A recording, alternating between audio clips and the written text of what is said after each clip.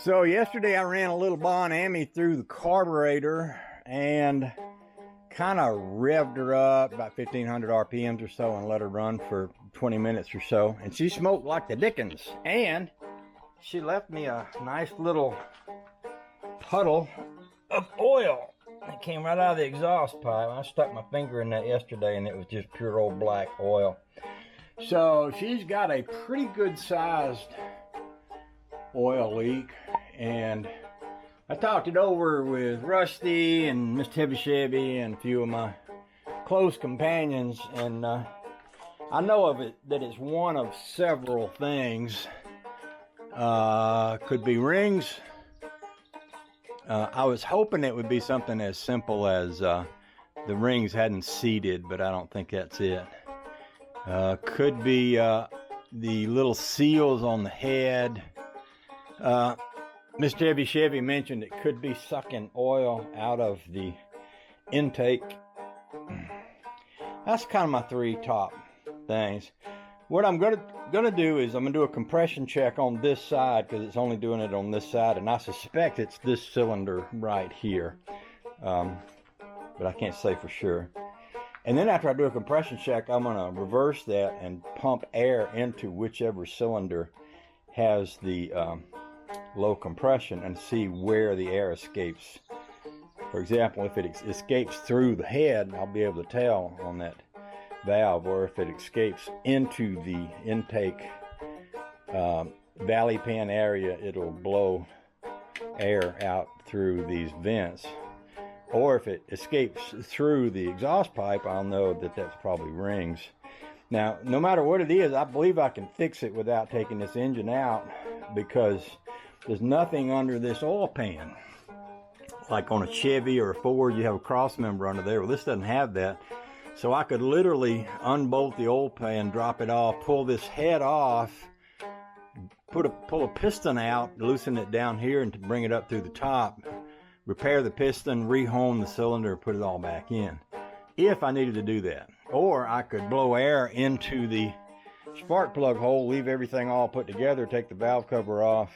Blowing the air in there would force the pistons closed, and then I could take off the offending valve seat and replace it.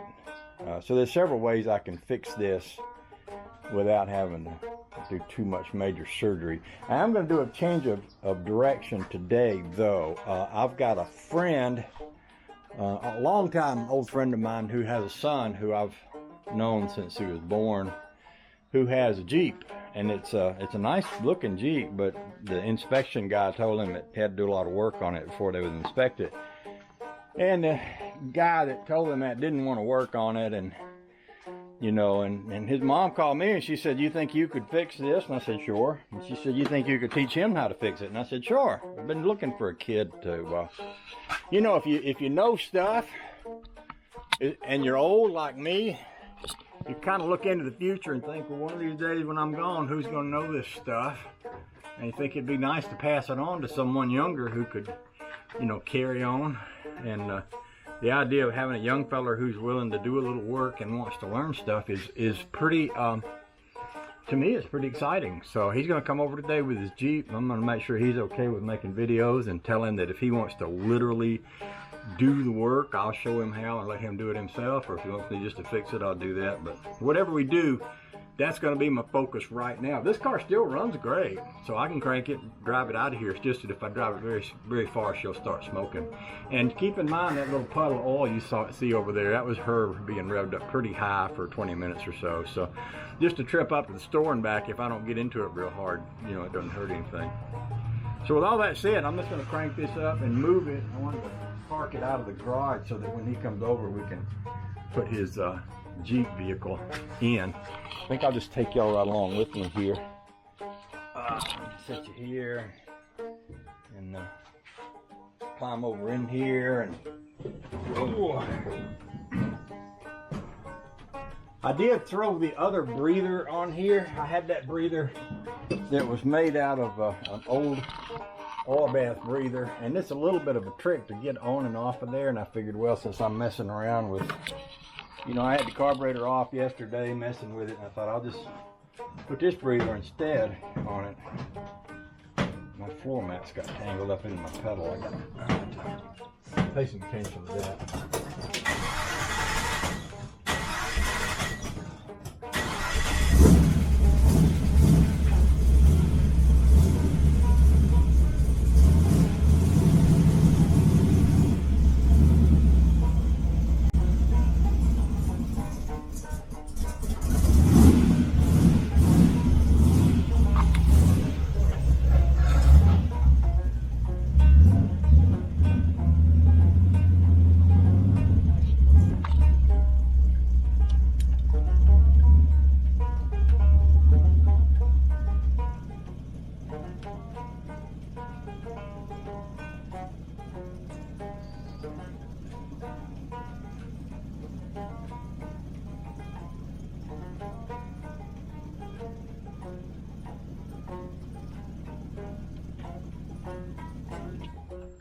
The other thing that we're doing, and I started yesterday, is Todd and Lisa and Brandon and the grandkids and everybody's coming up.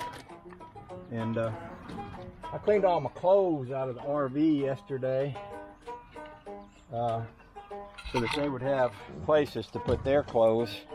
They're going to stay here for a while. They'll be living in the RV, so we've been getting ready for their visit too, which, you know, all of that's going to delay me.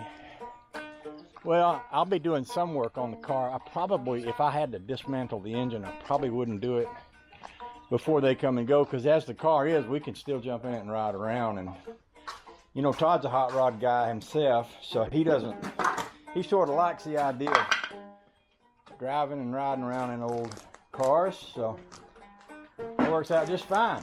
So that's what we'll be doing. And then after he comes and goes, if I need to tear that engine down, I can do it then without anybody missing any good ride time. Oh, the joy. Made some new tires for the back of this, and I may leave these tires right on these wheels and put those new tires on them green wheels. One of the things I've noticed is this porta wall on this side isn't settling in well. It's kind of lumpy looking. I was talking to Rusty, and he was talking about scrubbing off the white letters and painting them, and he's had pretty good luck doing that. I might try something like that, but that's down the road. I'm still waiting for my clutch cable kit, and